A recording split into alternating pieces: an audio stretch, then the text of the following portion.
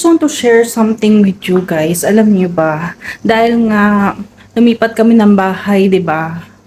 Alam mo yung pagbago ka sa isang lugar, sa bahay niyo, ito, bahay namin ngayon, bagong bahay.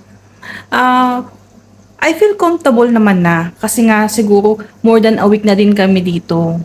Pero alam mo yung adjustment talaga is yung pag lumalabas ka ng bahay. Kasi once na lumabas ka ng bahay, doon mo na makikita na shit, lumipat na talaga kami. Iba na talaga, sa iba na talaga ako nakatira.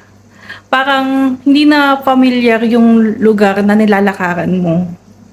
Dito naman sa loob ng bahay, guys, honestly, it take times din na makapag adjust ako. Kasi syempre, kapag gumising ka, iba yung lugar, iba yung itsura ng bahay mo. And isa pa, ito pa yung isa, yung mental health mo kapag ka lumipat ka din talaga ng bahay. Ito, I think hindi ito na-share ng iba. Na parang may something, di ko alam kung ako lang to ha. May something na parang bigla akong nalulungkot. Feeling ko parang may iba talaga yung pakiramdam na yung siguro nag-a-adjust din yung mental state ko ganun. Kasi syempre nasanay ako doon sa lugar namin, nasanay ako doon sa lumang bahay namin na sobrang kahit saan ako pumunta, kabisadong-kabisado ko na. At yung mga kalat, yung kusina, basta yung especially yung hinihigaan, guys, kasi syempre dun sa lumang bahay namin, comfortable na talaga ako na kahit anong posisyon, kahit anong saan ako humiga dun, talagang relax ako. Dito medyo, especially nung mga days pa lang kami dito, mga 1, 2, 3 days, parang iba pa sa pakiramdam. Tapos, yung tulog ko, talagang nag-adjust ako kasi nagigising ako ng alas 2, alas 3, ganyan. Ganyan yung nangyayari sa akin. Tapos hindi na ako makatulog. Unlike dun sa lumang bahay namin, nagigising naman ako minsan ng ganun, pero nakakatulog din ulit ako. Pag bumalik ako sa kama, talagang as in, hindi na ako makatayo kasi nga aantukin agad ako. Pero dito, once na nagising ako, gising na talaga ako. Yun yung unang-unang adjustment na nangyari sa akin, yung pagtulog nga. Kasi syempre, kahit na same bed naman yung hinihigaan ko, pero kasi alam mo, pagmulat ng mata mo, iba yung itsura ng bahay. Ganun. Kaya yung parang, iba na talaga yung bahay namin. Talagang lumipat na kami. This is it talaga na kailangan kong mag-adjust.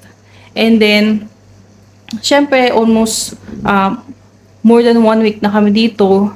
Medyo nakapag-adjust na ako dito sa loob ng bahay. Pero ayun nga, yung sinabi ko nung una, na once na lumabas ako, yung hinahanap-hanap ko pa din yung lugar na pinupuntahan namin dati, na yung familiar ka na. Unlike dito, kapag labas ko, isang hypermarket lang na napupuntahan ko. At kung gusto ko naman pumunta sa ibang lugar, kailangan ko na ngayon mag-Uber. Unlike, meron naman ako nakakitang metro dito. Kung napanood nyo yung aking last video, aking last vlog, ayun nga, meron ako nasakyan na metro station, which is sa Lucille Metro Station. Ang medyo yun na yung pinakamalapit sa amin, pero malayo pa din. Gets nyo? Yun na yung pinakamalapit na metro station sa amin. Pero no choice kasi kung mamamasahe talaga ako from Uber dito sa Alcartia to Doha, mapapamahal talaga ako. Kaya, lalo na, depende pa kung saan ka pupunta sa Doha, syempre. Depende kung gaano kalayo pa yung pupuntahan mo doon. So, mas maganda pa din talagang sumakay sa metro station. Kahit medyo malayo siya. At least, isang Uber lang. Ano lang ata, 10 reals? 10 reals yung binayaran ko. Papunta pa lang yun, guys, ha. Tapos, yung metro naman, 2 reals lang. Pero ang dami mo ng station na mapupuntahan. Kaya maganda din. Okay din siya. Yun lang yung adjustment ko talaga guys. Kasi dati sa bahay namin, walking distance lang yung metro. Kaya talagang super tipid ako sa pamasahe. Kasi ang, ang lapit lang namin sa metro. Yun talaga yung hinahanap-hanap ko. Dito kasi parang pag lumabas ako parang pahirapan na. Tapos lakad-lakad ako. Although may mga shops, may mga restaurants. Pero yun nga, di ba? Kung nanonood kayo ng mga vlogs ko, yung mga restaurant dito, mostly Indian, Arabic, Turkish, yun yung mga nakapaligid dito. Wala dito halos, wala pa akong nakikita ditong Filipino restaurant kasi mostly talaga dito yung mga ganong restaurant. Pati sa supermarket, konti lang din yung mga Filipino products. Ano lang, pili lang talaga. Unlike sa Doha nga, 'di ba? Nandoon lahat. Yun talaga yung adjustment ko. Lalo na, kasi dito sa bahay madali eh. Madali kasi everyday ka nandito ka sa lang sa loob ng bahay. Pero once na lumabas ka, dun mo na talaga makakamdaman na iba na talaga yung lugar na tinitirhan ko ngayon. So, ayun. So, ngayon guys, andito lang ako sa bahay at nag-iisip ako kung ano yung pwede kong gawin. Honestly, dahil nga sobrang tagal ko nang walang work, gusto ko sanang mag-start ng business. Pero hesitate pa din ako kasi nga ito isa na naman to guys ha, kasi nga yung lugar, 'di ba? Alam naman natin na ang mga Pilipino nasa Doha talaga. Although may mga tao, may mga Pilipino din naman dito, pero um, hindi ganun kadami. Same ng Doha.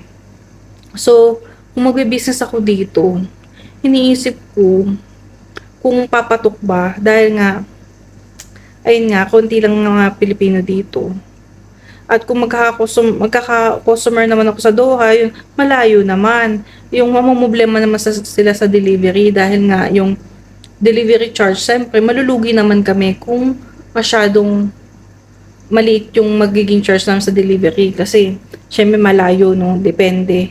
Tapos yung mga umu-order pa minsan, Azizea, Altumama, malalayo talaga sa amin. Kaya nakakaano guys, yung adjustment talaga is real.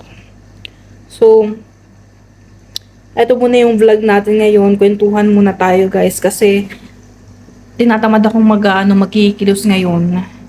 Dahil nga, kanina pa ako naglinis ng bahay. At ito yung ukay ko dati guys. Ito yung binibenta kong ukay before. Until now guys, pinost ko siya sa Facebook. Pinapaubos ko lang yan guys. Kasi para ma-dispose ko na siya lahat. Kasi nga, nakatambak lang dito sa bahay at alam mo yun, kumakain din siya ng space. So, sayang naman. Ibenta ko na lang ng 10 reals. 10 reals each ko na lang siya guys binibenta para lang bumilis yung pag-dispose.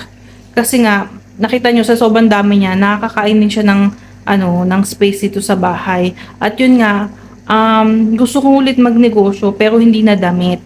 Gusto ko iba naman kasi guys yung damit sa totoo lang talaga siya, matrabaho talaga siya. Matrabaho siya. Saka isa pa, ang pinaka diyan, yung space. Kapag damit guys yung naging negosyo nyo, kakain talaga yun ng space.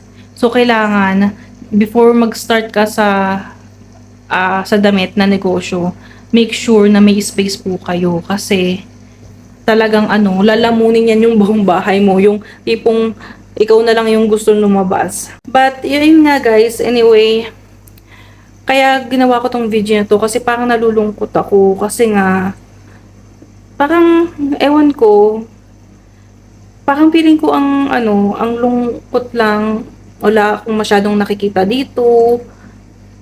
Parang yung mental health ko ba, nag-i-start na naman siyang nag-i-start na naman ako malungkot, mag-isip ng kung ano-ano, yung mga negative thoughts, ganyan. Yun, ito yung iniiwasan ko. Kaya ang ginagawa ko before sa lumang bahay namin, pagka nag-start akong mag-isip ng mga negative, lumalabas ako. Ang kagandahan, sobrang dali lang makalabas doon kasi nga ang lapit sa lahat. Unlike dito, ito, pag nag-start na akong malungkot, mag-isip ng mga hindi magaganda, wala akong mapupuntahan as in dito. So, parang yun yung tingin ko, yung na-realize ko, no, parang ano, parang yun yung kaibahan talaga na sa lugar. Kasi yung dating tinirahan na nga namin, umuslal din yung tinirahan namin dati guys. Pero ano yun, parang medyo dulo na yun kasi malayo pa siya dito. Malayo pa. So, mas ano yun, mas grabe doon kasi especially tumira kami doon 11 years ago. Mga 11 years ago ata guys. Oo, mga ganun 11 years ago. Parang ano siya, parang hindi pa siya masyadong ano develop. Although madaming nakatira, pero yung lugar mismo wala pang masyadong mga shop, wala pang masyadong mga nagtitinda ng mga pagkain. Talagang grocery lang na ano, parang gando, isang grocery lang. Tapos wala pang masyadong kung ano-ano. Doon time na yun, hindi talaga ako lumalabas. Kaya yung mental health ko talaga naapektuhan talaga doon. Kasi parang as in, four walls lang talaga yung nakikita ko. Tapos pag lumabas ako, pag tingin ko pa sa bintana namin guys, alam niyo kung ano nakikita ko? Camel. Kasi may nag-aalaga ng camel dun sa harapan namin. So nakikita ko yun everyday. Tapos bukod dun, dun sa lumang namin tinitirhan, dito sa Umuslal, ano siya, walang dumadaan na tao. Kasi yung bahay din namin guys, nasa dulong-dulo. Nasa dulong-dulo. So wala kang makikita dumadaan na sasakyan kasi ano siya, nasa dulo na. Ang makikita mo lang na sasakyan doon, yung mga nakatira doon, kapag lumabas sila ng bahay, ganun din. Kaya, kapag sa ganitong lugar ka tumira, ano talaga, kailangan talaga yung sasakyan. Legit talaga, kailangan mo ng sasakyan dito. Pero kung wala kang sasakyan, katulad ko, yung asawa ko lang yung may sasakyan sa amin, tapos lagi pa siya nasa work, ginagamit niya yun. So, kailangan naming mag-commute, mamasahe, mag-Uber. Pero nga dahil nga syempre medyo malalayo-layo yung mga lugar-lugar dito. Kapag nag-Uber ako, mahal din. So parang alam mo yung nalulungkot ka dito sa bahay, tapos gusto mong lumabas para yung ma-refresh yung utak mo. Tapos may isip mo naman, oh my God, mamamasahe ako kasi syempre kung gusto kong pumunta sa malayo, tapos syempre pag pumunta ka sa malayo gagastos ka dahil nga syempre paano ka naman sasaya, no? Kailangan mo ding pag tumingin ka, kailangan mo at least may bilhin, yun nga. So mamili ka mamili ka dito sa bahay na medyo ayan, nakakalungkot, naka-bored, ganyan, or lalabas ka, gastos naman. Mamili ka na lang. Ayun lang guys. Na-share ko lang sa inyo yung nararamdaman ko today. Kasi, since kahapon talaga yung pinaka nararamdaman ko na parang irritable ako, naboboard ako, nairita ako, naiinis ako. Yung iba yung mood ko kahapon talaga. Hindi ako nagsasalita, hindi ako umiimik. Tas ang sama ng tingin ko sa mga kasama ko dito. Yung alam mo yung konting matapik ka lang, alam mo yung makikipag-away ka, ganun yung mood ko kahapon. Pero ngayon medyo okay ako. Tapos ngayon lalabas ako kasi wala na pala kaming tubig. So bibili ako ng tubig mamaya.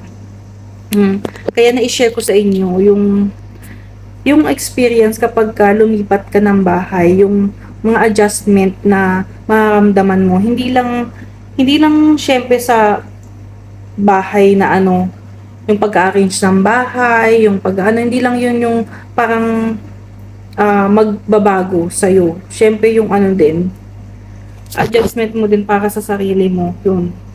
Yun lang guys, thank you so much and see you in our next vlog. Bye!